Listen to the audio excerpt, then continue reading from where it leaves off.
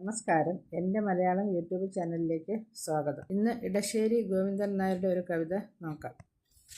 T കൃഷ്ണക്കുറുപ്പിൻ്റെയും Edasseri കളത്തിൽ കുഞ്ഞുകുട്ടി അമ്മയുടെയും മകനായി 1906 ഡിസംബർ 23 കുട്ടിപ്പുറത്താണ് അദ്ദേഹം ജനിച്ചത്. അദ്ദേഹത്തിൻ്റെ ഒരു വഴിപ്പൂവ് എന്ന കവിത നോക്കാം. പൂവേ നിൻ മഞ്ചുള പുഞ്ചിരി എന്നുള്ളിൽ ആവിഷ്കരിപ്പൂ സരളതയെ എൻ നെടുവീർപ്പിൽ തരംഗിതമാവതുണ്ടെന്നെ ചുഴലും പുലരി. വഴിയിലൂടെ നടക്കുന്നവർക്ക് കാണുമാറ് അതിൻ്റെ വക്കത്ത് വിരിഞ്ഞു നിൽക്കുന്ന പൂവാണ് ഇതിലെ വിഷയം. പൂവിനെ കണ്ടപാടെ കവി പറയുന്നു, അതിൻ്റെ മനോഹരമായ പുഞ്ചിരി കവിയുടെ ഹൃദയത്തിൽ സാരല്യം അവതരിപ്പിക്കുന്നു എന്ന്. താൻ ഒന്ന് നിശ്വസിക്കുന്നതോടെ ചുറ്റുമുള്ള പ്രഭാതം അത് തട്ടി ഓളം വെട്ടുന്നു. ലോകം എപ്പോഴും തൻ്റെ കൺമുന്നിൽ ഇളക്കുകയാണ്.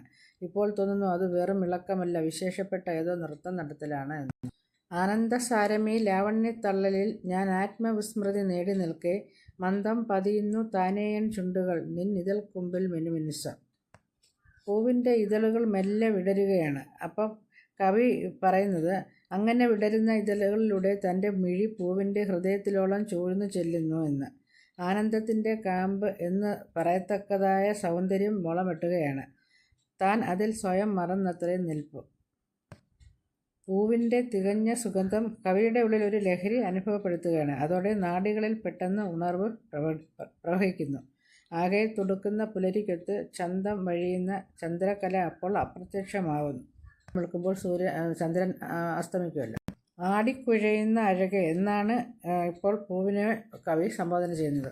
നീ എന്നിൽ അനേകം ചോദ്യങ്ങളും ഉത്തരങ്ങളും ഉണർത്തുന്നു. നിന്റെ പിഞ്ചുമേനിയുടെ മൃദുലത എൻ്റെ കവിളിൽ ആസ്വാദ്യമായ സുഗന്ധം ചേർക്കുന്നു. പൂവേ നിൻ പുഷ്കല സൗരഭമെന്നുള്ളിൽ ആവിഷ്കരിപ്പിതൊരു ഉന്മാദത്തെ. പെട്ടെന്നുണർവൊഴുകുന്ന സിരകളിൽ മുറ്റും തുടുക്കും ഉഷസ്സോടൊപ്പം മായുന്നു മെല്ലെ മുഗ്ധമാമെൻ മതി മാൺപേറും അമ്പിളിക്കീറോടൊപ്പം മാറുന്നു മന്നിടമാകെയൊരുല്ലാസ മായിക സ്വപ്നത്തിൻ മാധുരിയായി ആടിക്കുഴയുമൻ ചാരുതേ നീ ചേർപ്പിതായിരം പ്രശ്നോത്തരങ്ങളെന്നിൽ വാരിളം മെയിൽ തളിർമയിൽ തൻ കവൾ ആരമ്യ സൗരഭം പാകി നിൽക്കെ പാപമേ ശങ്ക നീ എന്നെക്കുറിച്ചു താൻ പാവന പുഞ്ചിരി തൂകി വാണു.